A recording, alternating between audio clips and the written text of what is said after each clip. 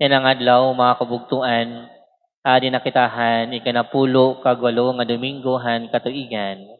Padayon la kita hiton pagpasalamat kito sa Dios pinagiton pagkatambong iton Santos nga misa, labi na hiton adlaw nga Domingo. Ngem ito naton mga pagbasa ng adlaw, labi na hiton aton ebanghelyo, naghihingaday may unong hiton sa nga butang. Thanksgiving turns what we have into more than enough. No? Amin yung makubugtuan, iton mensahe haaton yan ang adlaw. Iton pagpapasalamat, bisan iton guti ay nga butang, nahimo nga sobra pa. Amin ni ang gimbuhat ni Kristo, ida naton ebanghelyo. Iso Kristo, kaupod aniya mga tinunan in pinanbutlaw. They had been busy teaching, traveling, and serving the people. Busy ra pagtinutdo, pagwali, ngan pagtambal. Karib na kunta nira pumahuway. Pero pagkita ni Jesus nga damo ang mga tawo nga nasunod ha iya, wala hira isa likway. Lugod, tungod ha niya kaluoy, iya hira ginwelcome, gintutduan, ngan labawhan nga tanan, ginpakaon paniya. Pero ang problema, diri masakto ang pagkaon. Kay may adala nira, 5 nga tinapay, ngan 2 nga isda. Parahan mga tinunan ni Kristo, imposible ini.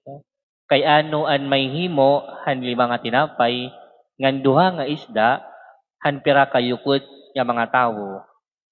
Parahan mga tinunan, imposible matabo. Mga kubugtuan, madanay, di ito naton kinabuhi, sugad kitahan mga tinunan ni Kristo. When we look at our lives, mas napapansin naton iton kulang kaysa hiton mga bendisyon maaada haaton.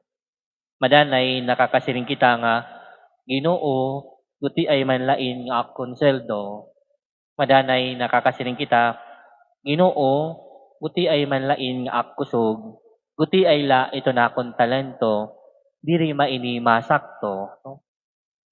Pero ang ginbuhat ni Kristo din na natin ebanghelyo iba.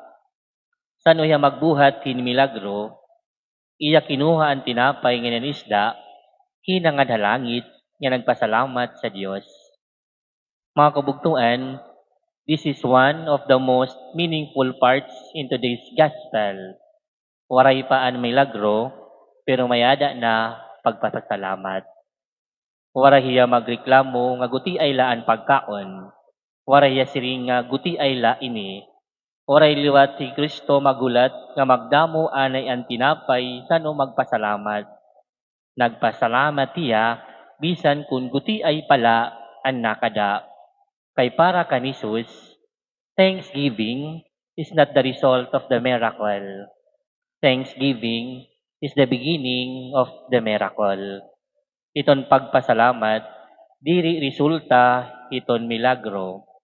Iton pagpasalamat, amo iton tinikangan han milagro. Madanay kung kita, kabilitaran iton aton ginbubuhat. Madanay nasiring kita, Ginoo kung ihatag uminiha akon, magpapasalamat ako. Madanay nasiring kita, Ginoo, mawarangan ito na akon mga problema, magiging malipayon na ako.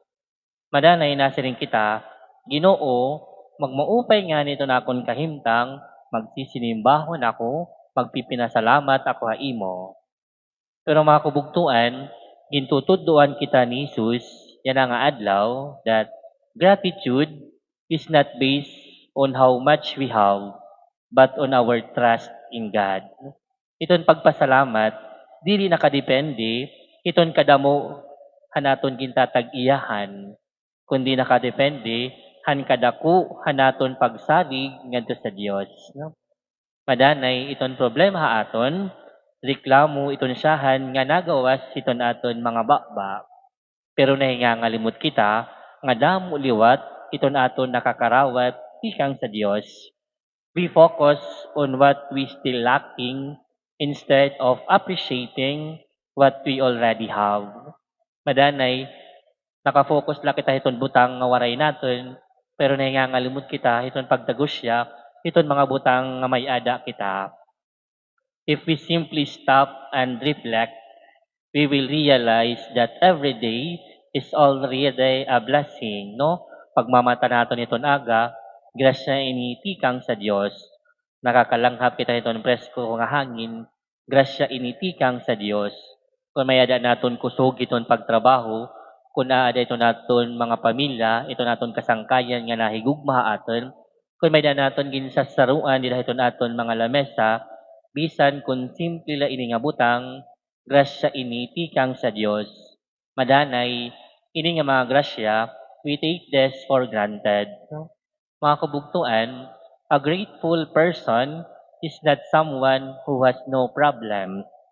A grateful person is someone who continue to recognize God's goodness even in the midst of trials.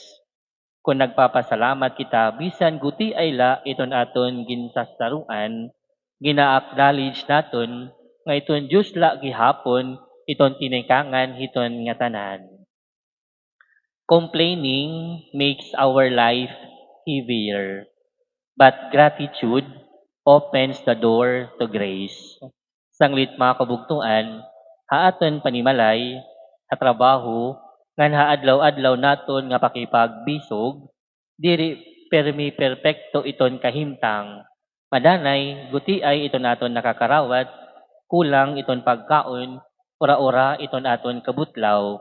But when there is gratitude, the heart find peace, and slowly, what seemed insufficient begins to be enough. God is never finished when we think we have reached the end. So God han pag-multiply niya han tinapay, He can still multiply our strength, opportunities, and blessings in ways we do not expect. Kung iyahalad naton, anaton guti ay nga may ada kita, ngan inupdan hin pagpasalamat, pwede inihimuon han Dios nga tinikangan han paglaom, dili la para atin, kundi para gihapon ngadto hiton iba. Because thanksgiving turns what we have into more than enough. Amen.